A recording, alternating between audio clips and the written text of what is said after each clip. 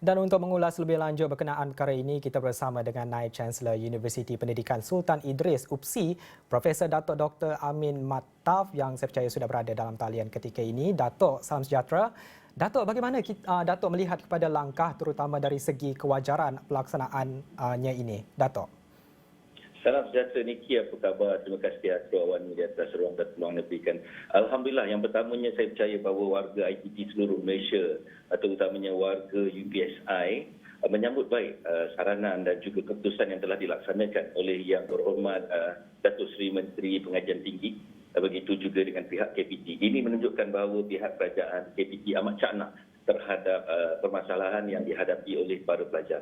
Ini pastinya juga memberikan nafas lega kepada pelajar-pelajar berkeperluan, pelajar-pelajar tahun akhir yang memerlukan untuk berada di kampus menggunakan lab, mengadakan sesi-sesi tertentu untuk membolehkan mereka bergraduat. Jadi terima kasih sekali lagi diucapkan kepada pihak kerajaan dan juga pihak KPT atas inisiatif yang amat murni ini. Juga Datuk ingin kita sentuh di sini, Datuk, dari segi kesediaan pihak universiti itu sendiri atau kampus itu, apakah aturan pihak universiti ini dalam penerimaan pelajar sebelum sesi pengajaran dan kuliah bermula? Okay, Cik Niki, inilah keunikan kami di KPT dan juga di IPT, di mana kita memang ada pasukan. Setiap IPT telah menubuhkan task force COVID yang diterajuki oleh sama ada Chancellor ataupun Timbalan Naib Chancellor Hal Ehwal Akademik dan juga Hal Ehwal Pelajar yang bekerjasama untuk memastikan kelancaran kemasukan pelajar dan juga perjalanan akademik.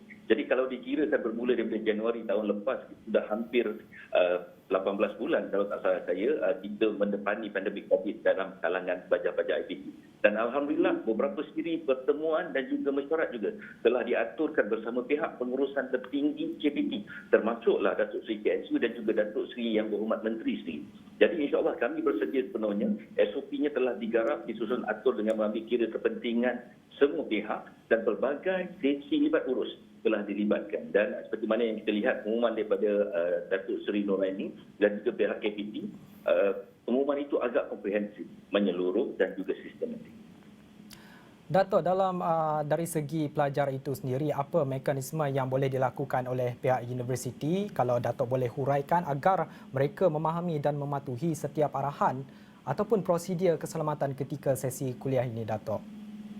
Okey, terima kasih. Alhamdulillah pelajar-pelajar kita juga begitu profesional, mereka amat matang dan juga mereka sentiasa bersedia memberikan kerjasama.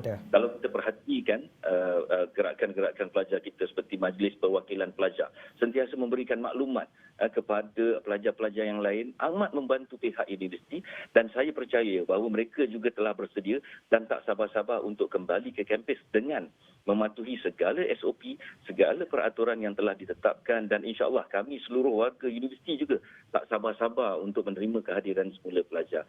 Dan saya percaya pemimpin-pemimpin pelajar kita dan juga semua pelajar kita juga faham, sedar akan peranan dan tanggungjawab mereka. Sebab itulah dalam SOP yang dinyatakan oleh pihak KPT telah lengkap dinyatakan. Mereka yang boleh kembali adalah mereka yang telah lengkap 2 dos vaksin dan juga telah memenuhi tarikh ataupun jangka masa kematangan vaksin tersebut.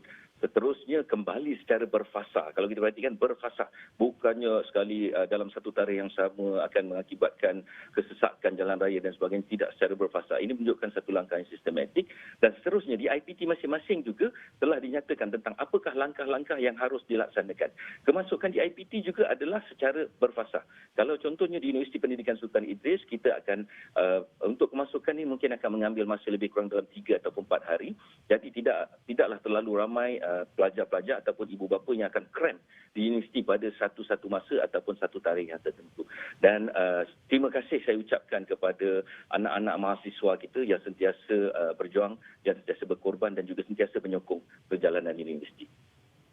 Juga Datuk ingin juga saya sentuh di sini berkenaan dengan pengumuman oleh Menteri Pengajian Tinggi KPT Datuk Seri Dr. Noraini Ahmad berkenaan dengan pengumuman pengurangan iuran sebanyak 20% khasnya kepada pelajar semua warga negara di Universiti Awam UA bagi semester 1 sesi 2021-2022. Bagaimana Datuk melihat perkara ini dapat membantu pelajar, Datuk? Ini satu pastinya Cik Niki, berita yang ditunggu-tunggu dan diraihkan oleh segenap pelajar dan juga mahasiswa IPT, dan ini juga menunjukkan keprihatinan pihak KPT terhadap kesan COVID yang melanda masyarakat, dan ini juga menunjukkan semangat keluarga Malaysia yang dinyatakan oleh Yang Amat Berhormat Perdana Menteri kita. Jadi kita sentiasa prihatin, kita sentiasa menjaga kebajikan, kita akan sentiasa memberikan yang terbaik kepada anak-anak mahasiswa. Jadi sekarang ni kepada anak-anak mahasiswa, mereka juga harus melakukan perkara yang sama, menjadi pelajar yang bertanggungjawab, menjadi pelajar yang menyumbang dan juga menjadi pelajar serta pemimpin masa hadapan yang cintakan Malaysia, cintakan negara dan seterusnya, menyumbang yang terbaik untuk Malaysia yang tercinta ini. Baik, saya percaya itu saja masa yang kita ada bersama dengan Naib Chancellor Universiti Pendidikan Sultan Idris UPSI untuk jam ini, iaitu Profesor Datuk Dr. Amin Mattaf. Terima kasih Datuk kerana kesudian bersama kami pada petang ini.